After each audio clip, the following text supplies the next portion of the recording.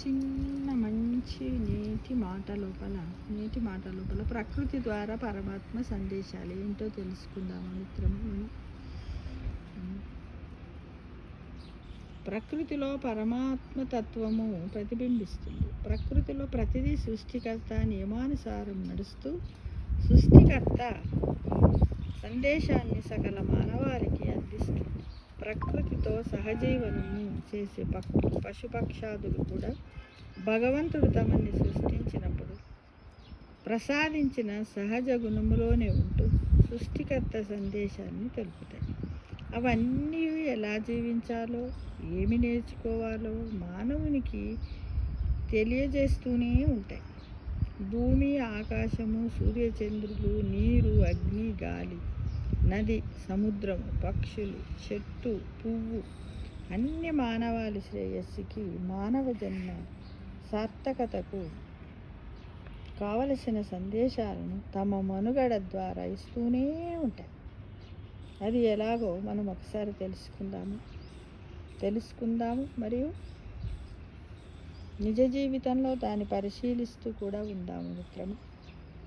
భూమి గుండెలో గుచ్చినను భరించి ప్రతిఫలంగా పంటలను, పుష్ప ఫలవృక్షాలను ప్రసాదిస్తూ అలానే మనమూత్రాలను విసర్జించినను, తొక్కివేస్తున్నను, ఎంతో నష్టం కష్టం కలిగిస్తున్నను క్షమతత్వంతో సమానంగా ఉండడం ద్వారా క్షమతత్వమును, ఓర్పును, భూతదయను కలిగి ఉండాలన్న సందేశంని భూమి ఇస్తుంది మిత్రమా. గమనించండి, ఇదంతా నిజమే కదా, నిజమే కదా.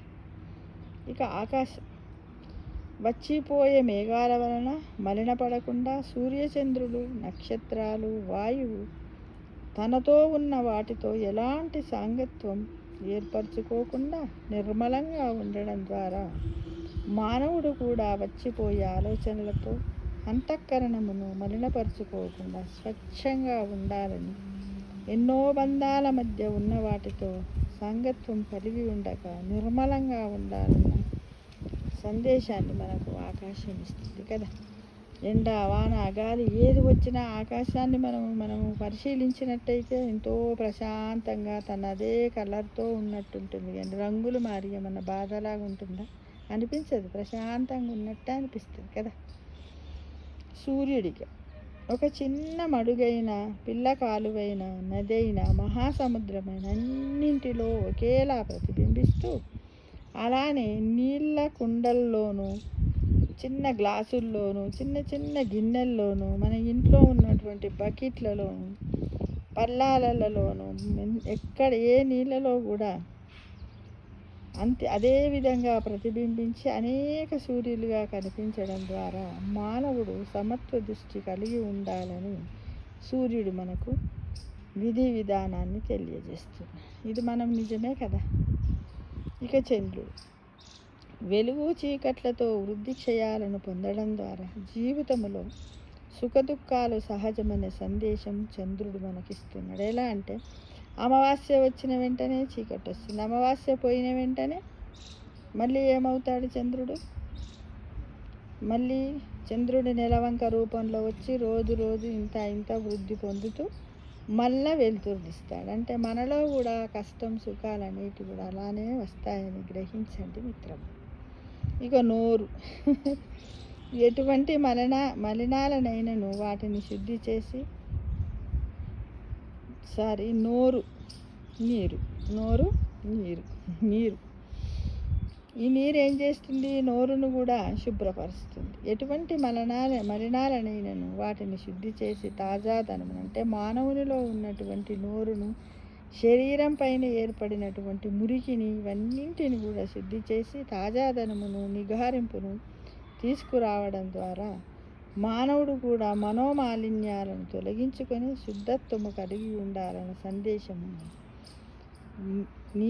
నీరు మనకు ఇస్తుంది కదా. మనం ఉదయం లేవగానే ఏం చేస్తాం? నీరుతో ఫస్ట్ నోరు కడుక్కుంటాం. నీరు లేనిది మనము ఒక అడుగు కూడా వేయలేము. ఆ విధంగా మనకు నీరు కూడా అంటే ఆ విధంగా మన మనస్సులో ఉన్నటువంటి మాలిన్యాలను కూడా తొలగించుకోవాలని చెప్తుంది. ఇక అగ్ని స్థూల మలినాలన్నీ హరింపజేసి స్థూల మలినాలను మాలిన్యాలను హరింపజేసి ప్రకాశిస్తూ కారణ రూపాన్ని విడిచిపెట్టడం ద్వారా మానవుడు కూడా కర్మపాశాలను హరింపజేసుకుని భక్తి జ్ఞానములతో ప్రకాశించాలన్న సందేశము అగ్ని మనకిస్తుంది. అంతే కదా, వేడిమి లాంటివి. ఇక గాలి అన్ని చోట్ల తిరిగినను, అన్నింటినీ స్పృశించినను, అన్నింటినీ ఎక్కడికక్కడే విడిచిపెట్టేస్తూ అంతటా ఉన్నాను ఏది అంటించుకోకుండా స్వచ్ఛంగా ఉంటూ, అలానే తను ఉన్న చోట వాతావరణమును చల్లగా, ఉల్లాసంగా, ఆహ్లాదంగా మారుస్తూ అందరిలో జీవనాన్ని నింపడం ద్వారా మానవుడు కూడా అహంకారరహితంగా ఏది అంటించుకోకుండా తామరాకుపై నీటి బొట్టులా నిస్సంగుడై జీవించాలని, అలానే ఉన్న చోట అందరిని ఆనందంగా ఉంచుతూ ఉల్లాసంగా జీవించాలనే సందేశము గాలి మనకిస్తుంది మిత్రమా. ఇక నది తాను ఎక్కడా ఉన్నదో పట్టించుకోక పర్వతమైన, లోయైన, వంకలైన, డొంకలైన, రాళ్ళైన, రప్పలైన, సందుల్లో అయినా, వీధుల్లో అయినా, రోడ్లపైన, బజార్లపైన ఏమాత్రం తేడా లేకుండా ప్రవహిస్తున్నటువంటి వాన నీరును తనకు మూలమైన సముద్రాన్ని చేరేంత వరకు ప్రయాణిస్తూనే ఉంటూ పత్రపుష్పాదులు, చెక్క ముక్కలు, చెత్త చెదారం, చిరు ప్రాణాలు ప్రవాహంలో తనతో పాటు తీసుకువెళ్తూ తనలో పాలు పోసిన చెత్తను పడేసిన సముద్రంలో కలిసేంత వరకు ప్రవహించడమనే తన సహజ లక్షణమును వదలకపోవడం ద్వారా మానవ జీవితం కూడా పరవళ్లతో ప్రవహించే తనలాంటిదేనని ఎన్ని అడ్డంకులు ఉన్నా వాటిని పట్టించుకోక గమ్యము చేరేంత వరకు గమనమును సాగించాలన్న సందేశము ఈ నది మనకు ఇస్తుంది మిత్రం. నది వరదలు. ఇక సముద్రం అలుపు లేకుండా తీరాన్ని తాకాలని ప్రయత్నించే అలల ద్వారా మరి ఎన్ని నదులు తనలో ప్రవేశించుచున్నను పొంగి పొరులిపోకుండా, అలానే నదులు తనలో చేరక ఎండిపోయినను తాను వట్టిపోకుండా ఉండడం ద్వారా ఎన్ని సంపదలు తనని చేరుతున్నా పొంగిపోక, అలానే ఏ సంపదలు చేరకపోయినా కృంగిపోకుండా తగ్గుల స్థితి యందు స్థితప్రజ్ఞతతో గంభీరుడై అనుకున్నది సాధించాలని పట్టుదలతో మానవుడు ఉండాలనేది మన సముద్రం కూడా మనకు ఒక సందేశాన్ని ఇస్తుంది మిత్రం. గమనించండి. ఇక పక్షులు కిలకిల రావాలతో ప్రతిక్షణము ఉదయాన్నే సాయంకాలం వేళలో ఆనందంగా, హాయిగా, స్వేచ్ఛగా, పరిపూర్ణంగా జీవించడం ద్వారా పాట పాడుకుంటూ కిలకిల రాగాలతో వాటి భాషలో పాటలు పాడుకుంటూ పరిపూర్ణంగా జీవించడం ద్వారా మానవుడు కూడా ప్రకృతిలోనే ఉంటూ ఆనందంగా, పరిపూర్ణంగా జీవించాలనే సందేశము పక్షులు మనకిస్తున్నాయి మిత్రమా. గమనించండి. చెట్టు తన చెంతకు ఎవరొచ్చినా తరతమ భేదము లేకుండా, హెచ్చుతగ్గుల భేదము లేకుండా, వచ్చింది పశుపక్షాదుల మానవుల అన్న తారతమ్యము లేకుండా నీడను, పండ్లను ఇవ్వడం ద్వారా, ఆక్సిజన్ ఇవ్వడం ద్వారా, వాతావరణంలో ఉన్నటువంటి కార్బన్ డైఆక్సైడ్ని గ్రహించడం ద్వారా తను మనకు ఎంతో సహాయం చేస్తుంది.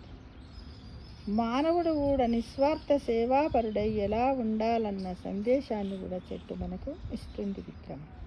పువ్వు మొక్కపై అలరారుతూ అందంగా వికసించి తన దగ్గరకు వచ్చిన వాళ్ళందరికీ పరిమళాన్ని ఇచ్చి ఆనందమును కలిగిస్తూ వాడిపోయాక హాయిగా రాలిపోతూ సరళంగా ఉండడం ద్వారా మానవుడు కూడా అంత ఆదర్శంగానే సరళంగా జ్ఞానవంతంగా జీవించాలన్న సందేశాన్ని ఇస్తుంది పువ్వు.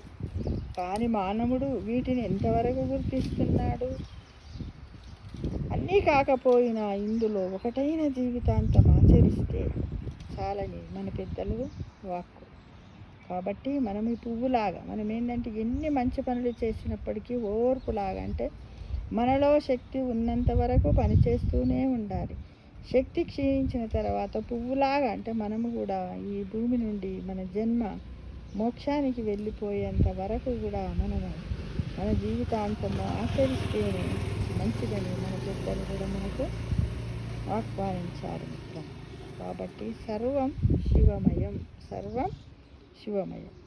సర్వే జనా సుఖినో భవంతు, లోకా సమస్తా సుఖినో భవంతు, శుభం భూయాత్, ఓం శాంతి శాంతి శాంతి అంటూ మనము ఈ పంచభూతాలన్నింటినీ కూడా మనము ఈ విధంగా ఫర్ ఎగ్జాంపుల్ తీసుకొని మన జీవితాన్ని 3 పువ్వులు 6 కాయలుగా పంచభూతాల సాక్షిగా మనస్సును ఉంచి మనం ఆనందంగా జీవించాలనేది ప్రతి ఒక్కరం కూడా గ్రహించి నలుగురికి మార్గదర్శకత్వంగా జీవించాలని ఆశిస్తూ సర్వే జన సుఖినో